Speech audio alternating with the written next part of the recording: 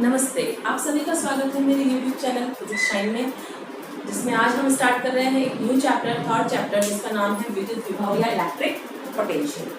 क्या होता है इलेक्ट्रिक पोटेंशियल और पोटेंशियल डिफरेंस? तो इसे स्टार्ट करने के पहले सबसे पहले हमने जो हमारे प्रीवियस वीडियो में पढ़ा था इलेक्ट्रिक फील्ड, उसके लिए बात करते हैं कि जो विद्युत क्षेत्र होता है इलेक्ट्रिक फील्ड, उसको हमने डिफाइन किया था कि जो एक यूनिट चार्ज होता है, यूनिट पॉइंट चार्ज जो पॉजिटिव होता है, उस पर लगने वाले फोर्स को हम कहते हैं the force on unit charge is equals to the electric field. इसका मतलब ये हुआ कि किसी चार्ज को किसी इलेक्ट्रिक फील्ड में अगर रख रहे हैं तो उस पर क्या लगेगा? फोर्स लगेगा। तो अगर हम किसी भी इलेक्ट्रिक फील्ड में किसी चार्ज को कहीं से भी लेकर आएंगे, किसी पॉइंट तक लेके आएंगे, तो अगर फोर्स लग रहा है तो जहाँ फोर्स होता है वर्क होता है, because we know that the work done is force into displacement, कि जो वर्क होता है, किया गया कार्य क्या होता है? बल इनटू विस्थापन। तो अगर फोर्स लग रहा है दैट मींस वहां वर्क भी होगा, और वर्क हमेशा किस फॉर्म में सेव होता है? पोटेंशियल एनर्जी के फॉर्म में। ओके, तो इलेक्ट्रिक फील्ड है, इलेक्ट्रिक फील्ड में कोई चार्ज लेके आ रहा है तो फोर्स लगता है, फोर्स लग रहा है तो वर्क होगा, और work is always conserved in form of potential energy. तो इसी से ही हमारा लिंक जुड़ा हुआ है विद्युत विभव, इलेक्ट्रिक पोटेंशियल। दैट मीन्स अगर हम इसकी डेफिनेशन बोलना चाहें तो कैसे होगी कि अगर कोई चार्ज है, क्योंकि फोर्स इस पर लगेगा, चार्ज पे लगेगा, किसी चार्ज को हम कहीं से भी किसी एक इलेक्ट्रिक फील्ड के अंदर लेके आते हैं तो जो वर्क होता है वो कहलाता है उसका potential. This work will be known as potential या फिर विभव। ठीक है, और इसकी डेफिनेशन कैसे लिखेंगे? तो इसकी डेफिनेशन को स्टार्ट करने से पहले हम पोटेंशियल से पहले पोटेंशियल डिफरेंस पढ़ेंगे, मतलब विभव से पहले विभवांतर पढ़ेंगे, है ना। विभवांतर मतलब विभव का अंतर, पोटेंशियल का डिफरेंस। डिफरेंस किसके बीच में निकाला जाता है? दो पॉइंट्स के बीच में निकाला जाता है। तो वो कैसे निकालेंगे कि जैसे मैं हटा देती हूँ,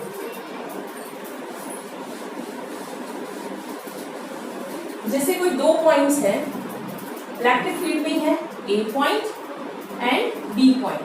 किसी चार्ज को हम ए पॉइंट से बी पॉइंट तक ला रहे हैं तो जो वर्क हो रहा है वो हो रहा है डब्ल्यू ए बी। ठीक है, सबसे पहले हम डब्ल्यू ए बी की बात करें तो हम सबसे पहले निकाल रहे हैं पोटेंशियल डिफरेंस। इसका मतलब हुआ कि अगर किसी भी पॉइंट चार्ज को, है ना, पॉइंट चार्ज को हम ए पॉइंट से दूसरे पॉइंट तक लेके आ रहे हैं ना, from point A to B, from point 1 to 2, है ना, तो वो जो वर्क होगा, ठीक है, वो किसके बराबर होगा?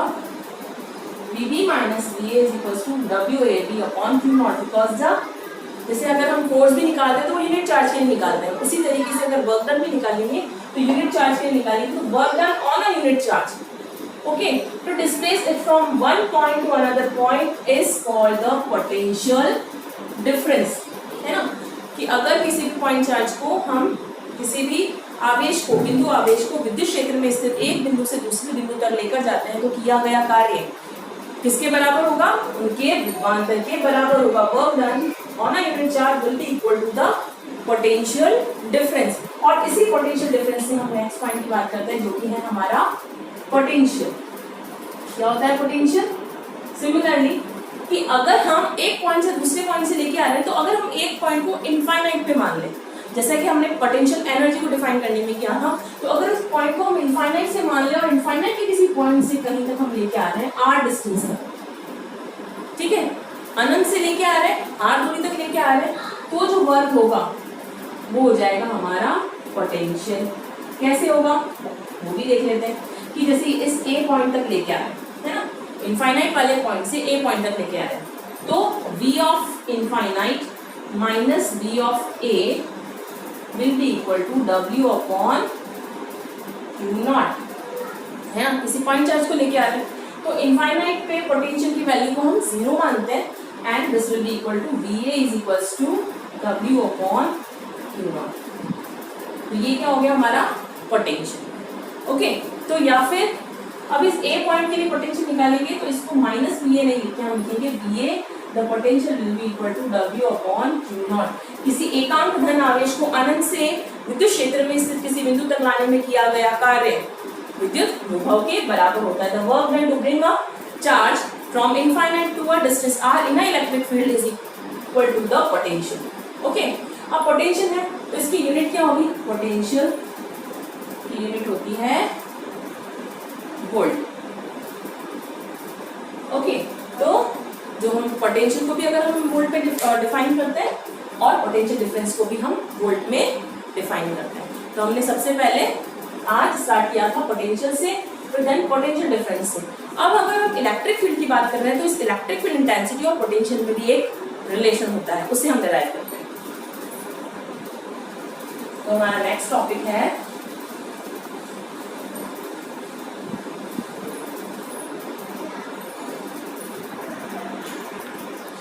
नेक्स्ट टॉपिक है relation between electric field and electric potential. मतलब इलेक्ट्रिक फील्ड से हम विद्युत क्षेत्र से विद्युत विभव तक कैसे पहुंचते हैं, है ना। तो हमने डेफिनेशन पढ़ी थी कि E जो होता है वो होता है F/Q0, और अगर इस यूनिट चार्ज की वैल्यू, जैसे यूनिट चार्ज जो हमने लिया है इसको हम अगर यूनिट चार्ज बोलते तो इसकी वैल्यू 1 होगी। That means E is equal to electric field will be equal to the force. Okay, तो इसको हमने ऐसे लिखे। ओके, अब फोर्स से वर्क डन तक जाएंगे क्योंकि हमें क्या निकालना है? पोटेंशियल। तो the work done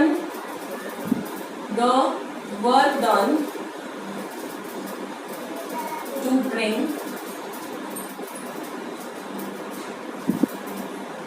a charge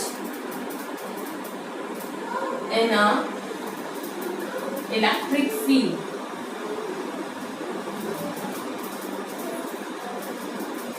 तो जो वर्क डन होता है वो किसके बराबर होता है? माइनस फोर्स इंटू डिस्प्लेसमेंट, है ना। Work done is equal to force into displacement, और माइनस हमने क्यों यूज किया है? क्योंकि यहाँ पे जो चार्ज होगा वो क्या करेगा? दूसरे चार्ज को दूर भेजने की कोशिश करेगा, क्योंकि पॉजिटिव चार्ज है इलेक्ट्रिक फील्ड में लेके आ रहा है तो वो एक दूसरे को क्या करेगा? रिपल्स करेगा। तो नेगेटिव F.dr। ओके, तो डी की अगर फोर्स इतना है, वर्क इतना है, तो फोर्स की जगह हम वैल्यू रख सकते हैं इलेक्ट्रिक फील्ड की, जो कि हमने यहाँ पर कैलकुलेट की, इक्वल्स टू माइनस E.dr। तो हमने जब चार्ज को dr डिस्टेंस से डिस्प्लेस किया है तब जो वर्क था dw is equals to minus E.dr हो गया। ओके, तो अगर हमने टोटल वर्क निकालना है, total work will be equal to the potential, so V will be equal to integration of dw which is equals to integration of minus E.dr, जिसमें फिर अगर हम आगे लिमिट्स लगा सकते हैं कि पोटेंशियल अगर हम निकाल रहे हैं दो पॉइंट्स के बीच में तो इसकी वैल्यू हो जाएगी से A पॉइंट से B पॉइंट तक लेके आ रहा है, तो यहाँ पर पोटेंशियल भी लिख सकते हैं। अगर हम इनफाइनाइट यूज करेंगे तो पोटेंशियल लिख देंगे। अगर हम दो पॉइंट यूज कर रहे हैं A टू B तो हम यहाँ पर potential difference dV minus VA use कर सकते हैं। ओके, तो पोटेंशियल और पोटेंशियल डिफरेंस में केवल एक पॉइंट का डिफरेंस है कि अगर हम चार्ज को इनफाइनाइट से लेकर किसी पॉइंट तक आ रहे हैं तो वो पोटेंशियल होगा, और अगर हम उसी चार्ज को दो पॉइंट के बीच में लेके आ रहे हैं from A point two B point तो वो VA माइनस VB हो जाएगा, और उसे हम कहेंगे पोटेंशियल डिफरेंस विभवांतर। ठीक है, विभव और विभवांतर। तो VB minus VA is equals to minus E.dr या फिर VA is equals to at a point, अगर मैं पॉइंट कहूँ कि इनफाइनाइट टू हम r डिस्टेंस तक लेके आए पॉइंट के लिए तो यही हो जाएगा E.dr, ये दोनों चीजें हो जाएंगी। तो इसे हम कहते हैं कि जो हमारा इलेक्ट्रिक फील्ड का जो लाइन इंटीग्रल होता है वो हमेशा बराबर होता है पोटेंशियल के। सो द लाइन इंटीग्रल, रेखीय समाकल ऑफ इलेक्ट्रिक फील्ड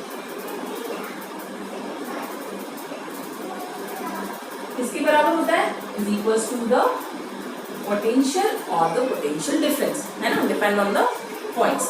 तो इसके बाद हम हमारा नेक्स्ट पॉइंट करते हैं जो कि है कि हमने इलेक्ट्रिक पोटेंशियल अब अलग अलग कंडीशंस के लिए, जैसे हमने इलेक्ट्रिक फील्ड निकाला था point electric field to point charge due to sphere, तो उसमें से सबसे पहले हम स्टार्टिंग में करते हैं electric field due to a point charge. Okay,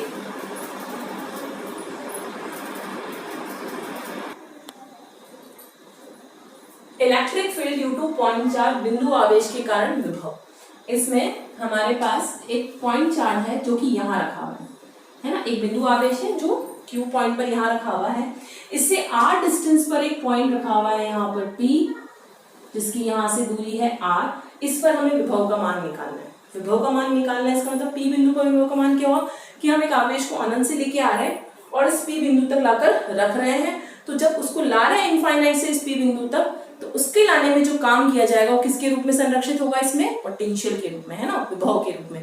तो इसको निकालने के लिए हम ये मानते हैं कि हम एक बिंदु, इसके आगे हम एक 2 पॉइंट ले रहे हैं A और B, है ना। तो हम क्या करें, अनंत से लेके आ रहे हैं, तो ऐसा थोड़ा ना कि अनंत से डायरेक्ट यहाँ पे आएगा, धीरे धीरे आएगा। तो वहां से जब उसको ला रहे हैं, तो वो अब उस आवेश को हम लेके आ रहे हैं B से इस A बिंदु तक। ये जो बिंदु है इसी लाइन में, इसी वाली लाइन में, इससे कितने डिस्टेंस पर है, जैसे P यहाँ पर है और ये जो A पॉइंट है वो R डिस्टेंस पे स्थित है, और A और B की जो डिस्टेंस है वो dr डैश है, क्योंकि R ऑलरेडी मान लिया तो इसको R डैश और इसको dr डैश मान लेंगे। ठीक है, अब जैसे हमने इसको विस्थापित किया उस बिंदु को वहां से वहां तक लाने के लिए, तो जो विस्थापन हुआ, जो किया गया कार्य होगा, जो वर्क होगा, वो किसके बराबर होगा, पोटेंशियल के रूप में होगा। तो उसको हम डायरेक्ट V से डिनोट कर दें कि भाई हम वहां से लेके आए हैं उसे, तो जो विभव होगा वो किसके बराबर होगा, उस बिंदु को अनंत से इस बिंदु तक यहाँ पर लाने में किया गया है। अब हमारा जो डिस्प्लेसमेंट जो हो रहा है ना, वो कितना हो रहा है, dr डैश, और फोर्स को हम मानते हैं F। तो क्या वैल्यू हो जाएगी इसकी, सॉल्व करने पे माइनस कहां से लेके आ रहे हैं, अनंत से लेके आ रहे हैं। किस दूरी तक लाना है, वैसे फाइनली R डैश दूरी तक लाना है, क्योंकि हम यहाँ बिंदु की बात कर रहे हैं। और E डॉट dr डैश, ये हमने जो अभी पहले किया उसी से हमने वैल्यू ली, जो हमने रिलेशन निकाला था V और E में, उसी से कि भाई अनंत के इनफाइनाइट वाले बिंदु तक हमें R डैश तक लाना है और E डॉट dr डैश इसकी वैल्यू है। अगर हम E की वैल्यू निकालना चाहे यहाँ से, है ना, विद्युत क्षेत्र की वैल्यू, तो E की वैल्यू क्या हो जाएगी, E is equal to KQ upon R square होता है, और R स्क्वायर की जगह यहाँ पे क्या है, R डैश है ना, बिंदु आवेश के कारण विभव का मान R डैश स्क्वायर। तो ये वाली वैल्यू हम यहाँ पर पुट कर देंगे, तो हमारा V बराबर हो जाएगा minus infinite to R KQ R dash square dr dash. इसका मतलब हमें इसका क्या करना है, समाकलन करना है, और समाकलन का हमने आपको बता ही रखा है क्या होता है कि माइनस KQ जो है इससे कांस्टेंट है, तो हमें समाकलन किसका करना है, माइनस इन्फिनिटी से लेके R तक dr dash upon R dash square. तो अगर हम समाकलन करते हैं तो हमारा समाकलन का जैसे x dx होता है, तो उसका सूत्र होता है x की पावर अगर n होती है तो x की पावर n प्लस 1 बटा n प्लस 1, लेकिन यहाँ पावर क्या है, -2, तो x की पावर -2 प्लस 1 बटा -2 प्लस 1, तो क्या वैल्यू हो जाएगी इसकी, -1 अपॉन x। ओके, तो ये वाली वैल्यू हम यूज कर लेते हैं, -1 अपॉन x की जगह हमारे पास ये क्या हो जाएगा, -1 अपॉन r। तो यहाँ ये वैल्यू हो जाएगी -KQ -1 अपॉन r, इसको हम रख रहे हैं इनफाइनाइट से हम r पॉइंट तक लेके आ रहे हैं, है ना। अब इस माइनस से मिलकर ये क्या हो जाएगा, प्लस हो जाएगा KQ, और यहाँ जब इसमें r डैश में जब आप वैल्यू रखोगे, सॉरी r डैश में जब आप वैल्यू अपर लिमिट रखोगे तो आएगा 1 upon r, minus lower limit रखोगे तो 1 अपॉन इन्फिनिटी, और 1 अपॉन इन्फिनिटी होता है 0। तो फाइनली हमारे पास V की वैल्यू आ जाएगी, V is equal to KQ upon R। ठीक है, तो ये हुआ बिंदु आवेश के कारण विभव का मान, जिसमें आपने सिंपली क्या किया, यहाँ पर E का मान रख दिया और इसको सॉल्व कर लिया। तो जितने भी हमने टॉपिक किए थे लास्ट चैप्टर में इलेक्ट्रिक फील्ड के लिए, उसमें अगर आपको विद्युत विभव का मान ज्ञात करना हो विद्युत क्षेत्र से, तो आप उसका क्या करोगे, सिर्फ एक बार रेखीय समाकलन करेंगे जो भी आपका पद प्राप्त हुआ है, और उसका रेखीय समाकलन करने पर आपको फाइनल जो आपका विद्युत विभव है वो आप कैलकुलेट कर सकते हो। ठीक है, तो ये वैल्यू आ जाएगी V is equal to KQ upon R। इसका मतलब क्या हो गया, विद्युत क्षेत्र जो था वो R स्क्वायर के इनवर्सली प्रोपोर्शनल था, है ना, व्युत्क्रमानुपाती था R स्क्वायर के, और ये V जो है, विभव जो है वो R के व्युत्क्रमानुपाती होता है ना, इस इनवर्सली प्रोपोर्शनल टू R। ठीक है, तो ये आपका टॉपिक हो गया। अब हम नेक्स्ट टॉपिक करते हैं।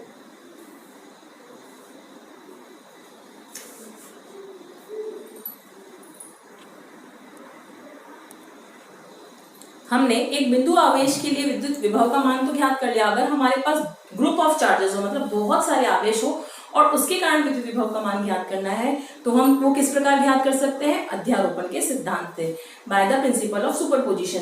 जैसे हमारे पास कोई सिस्टम है और इस सिस्टम में बहुत सारे चार्जेस है, Q1, Q2, Q3, Q4 और ठीक है, और इन सबकी डिस्टेंस है R1, R2, R3, R4, इस तरीके से अलग अलग डिस्टेंस पे अलग अलग पॉइंट्स हैं और इन सब चार्जेस के कारण हमें किसी एक पॉइंट P पर विभव का मान ज्ञात करना है। इस P पॉइंट पर हमें विभव का मान ज्ञात करना है। तो हम कैसे ज्ञात करेंगे? जैसे हमने अभी किया था, V का मान क्या था? V is equals to KQ/R, वो एक आवेश के कारण था। तो अगर हमें अलग अलग आवेशों के कारण हमें इसका मान ज्ञात करना है, तो वो किस तरीके से ज्ञात करेंगे कि आवेश Q1 के कारण बिंदु P पर विभव है ना, potential due to charge Q1, तो उसकी वैल्यू कितनी हो जाएगी? V1 is equals to KQ1/R1P। R1P क्यों? क्योंकि फर्स्ट की इससे डिस्टेंस निकालनी पड़ेगी, ठीक है। अब इसी तरीके से ड्यू टू Q2 चार्ज, क्योंकि हमें क्या करना, अध्यारोपण के सिद्धांत में क्या होता था, बाय द सुपरपोजिशन प्रिंसिपल, जितने भी के लिए अगर हमें टोटल इलेक्ट्रिक फील्ड निकालना चाहिए या पोटेंशियल निकालना है, तो हम अलग अलग चार्ज के कारण उनकी जो वैल्यूज होती है उन सबको सिर्फ जोड़ देते हैं, है ना, उनका केवल सम करना होता है। तो फर्स्ट पॉइंट के लिए निकाल लिया P पर, सेकंड के लिए निकालेंगे तो वैल्यू आ जाएगी V2 is equals to KQ2/R2P। Similarly V3 is equals to KQ3/R3P। अगर V4 निकालना हो तो KQ4/R4P, ठीक है। तो जहां पर R1P, R2P, R3P, R4P उस P पॉइंट की इन चार्जेस से डिस्टेंस है ना, P पॉइंट की Q1 से, P पॉइंट की Q2 से, जहां भी वो चार्जेस है उनसे डिस्टेंस है, इसलिए हमने 1P, 2P, 3P, 4P से इसको डिनोट कर दिया।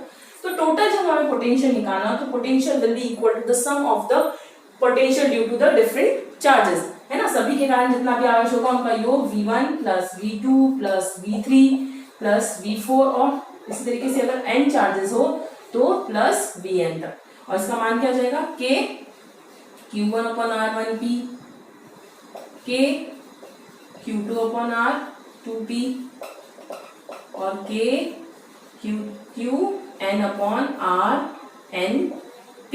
तो इसको हम कहते हैं अध्यारोपण के सिद्धांत से हमने क्या ज्ञात कर लिया, एक जो ग्रुप ऑफ चार्जेस था, है ना, आवेशों के समूह के द्वारा कितने विद्युत विभव का मान कितना है वो निकाल लिया, और इसको हम समीशन की फॉर्म में भी लिख सकते हैं। B is equals to summation I is tending from 1 to n KQi/RIP। तो ये हो गया हमारा विद्युत विभव का मान, ठीक है। अब इसके बाद हम नेक्स्ट टॉपिक करते हैं, जिसमें हम द्विध्रुव के कारण, है ना, ये तो चार्ज के लिए था, द्विध्रुव जो डाइपोल होता है उसके लिए इलेक्ट्रिक पोटेंशियल की वैल्यू कैलकुलेट करेंगे। ओके, विद्युत द्विध्रुव के कारण विद्युत विभव या electric field due to a dipole. Dipole आप सभी को पता है कि जब दो आवेश हो जिनका परिमाण समान हो और प्रकृति विपरीत हो, मतलब एक तो धनात्मक हो और एक ऋणात्मक हो, मतलब विपरीत प्रकृति के जब दो आवेश बहुत ही कम दूरी पर रखे जाते हैं तो हम उसे कहते हैं विद्युत द्विध्रुव। मतलब एक कपल हो गया, एक तरीके से एक जोड़ा हो गया जिसमें एक पॉजिटिव है और एक नेगेटिव है, तो उसे हम विद्युत द्विध्रुव कह रहे हैं। और उसके कारण हमें निकालना है विभव। अभी हमने बिंदु आवेश के लिए निकाला, आवेशों के समूह के लिए निकाला, अब द्विध्रुव के लिए भी निकालते हैं। तो इसमें क्या होगा, जैसे हमारा ये कोई एक द्विध्रुव है, यहाँ पर चार्ज रखे हुए हैं, एक जगह प्लस क्यू है और एक जगह माइनस क्यू है, और ये जो द्विध्रुव है इन दोनों के बीच की डिस्टेंस हम मान लेते हैं 2a, है ना। d भी मान सकते हैं, a भी मान सकते हैं, 2a भी मान सकते हैं किसी भी तरीके से। ओके, और ये डिस्टेंस वैसे बहुत ज्यादा बताई जा रही है, लेकिन बाकी डिस्टेंस बहुत ही कम होती है ना। और इससे यहाँ पर एक पॉइंट है P, ये इसका सेंटर है O, है ना, या ये इस सेंटर से r दूरी पर एक पॉइंट है P, यहाँ पर हमें विद्युत द्विध्रुव का मान ज्ञात करना है। अब इस P पॉइंट की मान लेते हैं कि यहाँ इस चार्ज Q से जो दूरी है वो है R1 और इससे जो दूरी है वो है R2। ठीक है, और ये इसका मध्य बिंदु, इसे हम मान लेंगे A और इसे हम मान लेंगे B। वापस देख लीजिए कि हमारे बिंदु है A B, जिस पर एक चार्ज रखा हुआ प्लस Q, एक चार्ज रखा हुआ माइनस Q, और दोनों बहुत ही कम दूरी 2A पर रखे हुए हैं, और इससे के जो सेंटर पॉइंट है, जो इसका केंद्र बिंदु है, उससे R दूरी पर स्थित है एक P बिंदु, जहां पर हमें विद्युत विभव का मान ज्ञात करना है। ठीक है, अगर हम यहाँ पर विद्युत विभव का मान ज्ञात करते हैं, है ना, तो विभव किस किस के कारण होगा, प्लस Q चार्ज के लिए भी होगा और माइनस Q चार्ज के लिए होगा, दोनों के लिए होगा, तो दोनों के मान निकाल लेते हैं। तो पहले A पॉइंट पर स्थित बिंदु आवेश Q के कारण, आवेश Q के कारण ना, ड्यू टू चार्ज Q, विद्युत विभव कितना होगा, अगर मैं उसे नाम दूं VA is equals to KQ upon R1, है ना, क्योंकि हमने यही मान निकाला KQ बराबर R, और डिस्टेंस कितनी R1, तो KQ अपॉन R1। और इसी तरीके से आवेश due to minus Q charge, कितनी वैल्यू हो जाएगी इसकी, VB will be equal to KQ upon R2, minus आएगा ये, और R2 भी, क्योंकि इस वाले की डिस्टेंस R2 है। ठीक है, अब हमें ये जो R1 और R2 जो है, इन दोनों आवेशों के कारण आवेशों की दूरी है उस P बिंदु से, अगर हमें टोटल निकालना हो, है ना, कुल विभव का मान निकालना हो, तो वो V किसके बराबर होगा, V is equals to V1 plus V2 के बराबर होगा, जिसके लिए हम लिख देते हैं VA प्लस VB। ओके, तो यहाँ मान कितना हो जाएगा, KQ upon R1 minus KQ upon R2। एक तरीके से हमारा यहाँ तक काम हो चुका है, लेकिन इस R1 और R2 को हम R की फॉर्म में निकालने की कोशिश करेंगे कि इस R की फॉर्म में निकल जाए और थोड़ा और सिंप्लीफाई हो जाए। तो जैसे हमने पहले भी द्विध्रुव के लिए अक्ष पर और निरक्ष पर निकाला था, उसी तरीके से हम इसका भी करेंगे। थोड़ा सा अलग है इसका वे, यहाँ से अगर हम इस पर लंब डालें और यहाँ पर अगर कोण थीटा बन रहा है, ये देखिए, ये पूरा अगर 2a है, तो ये वाला डिस्टेंस कितना हो जाएगा, a हो जाएगा। ठीक है, तो अगर मैं यहाँ बिंदु को नाम दूं L, तो OL की जो वैल्यू हो जाएगी OL बराबर a cos थीटा। ठीक है, और अगर मैं यहां से भी इस पर लंब डालूं, ठीक है, तो सिमिलरली इसकी वैल्यू भी इतनी हो जाएगी OM, है ना। तो इस वाले जो बिंदु की ये वाली जो डिस्टेंस है BM की वैल्यू भी हो जाएगी a cos थीटा, क्योंकि थीटा एंगल बन रहा है, ये डिस्टेंस a है, जैसा इस त्रिभुज में हम निकाले इसका मान, तो कितना आएगा a cos थीटा, उसी तरह से नीचे वाले त्रिभुज में भी निकालेंगे तो इसका मान भी आ जाएगा a cos थीटा। अब आप इसे ध्यान से, यहाँ से यहाँ तक पूरी r डिस्टेंस है, लेकिन r1 तो यहीं तक आ रहा है। इसका मतलब अगर हम सदिश निरूपण में करें, हम त्रिभुज में के जो सदिश नियम में करते थे सदिशों को जोड़ना, है ना, 3 सदिशों को जोड़ते थे कि अगर 2 सदिश, एक इस दिशा में एक इस दिशा में है, तो तीसरा सदिश का योग किस दिशा में होगा, विपरीत दिशा में होगा। ठीक है, और इन दोनों के योग के बराबर होगा, जैसे ये a सदिश है, ये b सदिश है, तो इसका मान हो जाएगा a प्लस b। ठीक है, अगर हम उसी चीज को यूज करें तो यहाँ पर हमारी कितनी वैल्यू हो जाएगी कि ये जो छोटा सा जो पार्ट है, ये जो R1 है, इस पूरा जो R है उस R1 में हम वो a cos थीटा जोड़ रहे हैं, है ना। इसका मतलब ये हुआ कि अगर हम R1 जो हमारा R है वो किसके बराबर हो गया, R1 plus a cos theta. ठीक है, तो ये पूरा मिलके हमारे पास क्या बन रहा है, R बन रहा है, तो R1 की वैल्यू हम इससे निकाल सकते हैं, तो R1 बराबर R minus a cos theta. ये तो बात हुई केवल R1 की। इसी तरीके से हमें R2 की वैल्यू निकालनी है। हम यहाँ देख रहे हैं कि जो R2 की जो वैल्यू है वो R से ज्यादा है, इसका मतलब इसमें R वाली वैल्यू में से हमें किसे घटाना पड़ेगा, a cos थीटा को। सिमिलरली तो R2 बराबर R में हमने जोड़ना पड़ेगा a cos थीटा।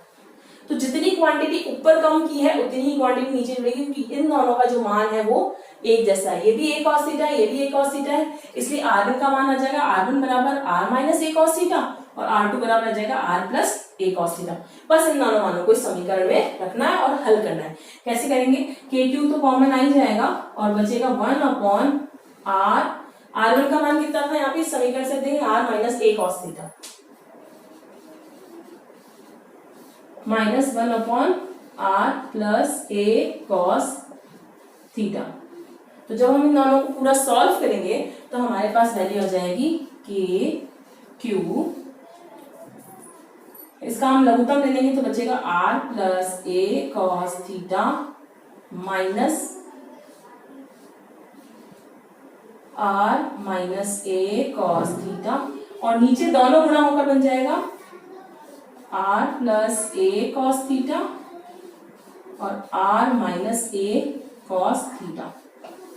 अब आप देखिए जब हम ये माइनस का साइन खोलेंगे है ना तो कितनी वैल्यू हो जाएगी k q, r से r कैंसिल हो जाएगा, ऊपर बचेगा देखो a cos theta minus minus plus a cos theta, तो वैल्यू आ जाएगी 2a cos थीटा।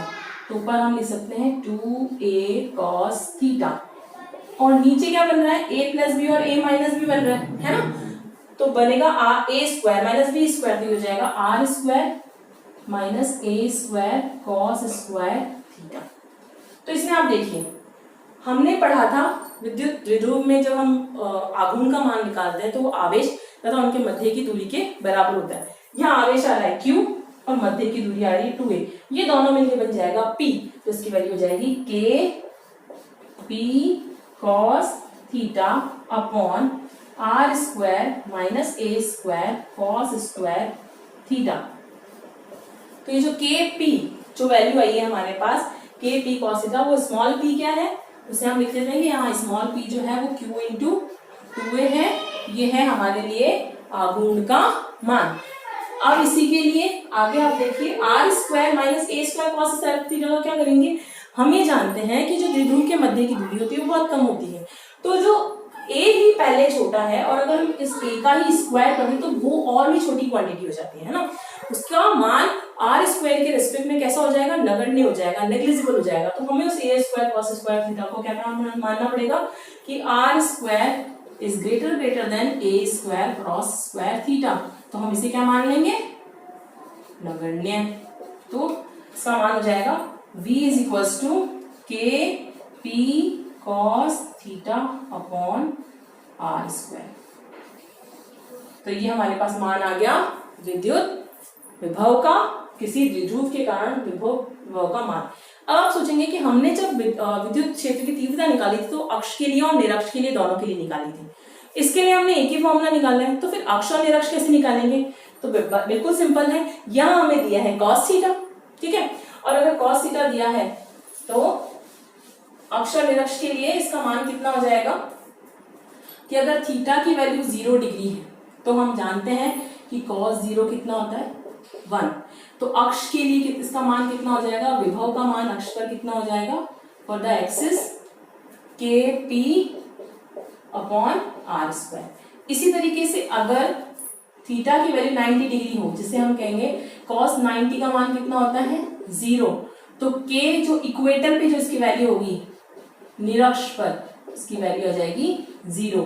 तो हमने इस एक ही डेरिवेशन से विभव का मान अक्ष पर भी निकाल लिया और निरक्ष पर भी निकाल लिया। जबकि हम विद्युत क्षेत्र की जब तीव्रता का मान निकालते हैं तो हमें उसके लिए दो अलग अलग डेरिवेशंस करने होते हैं।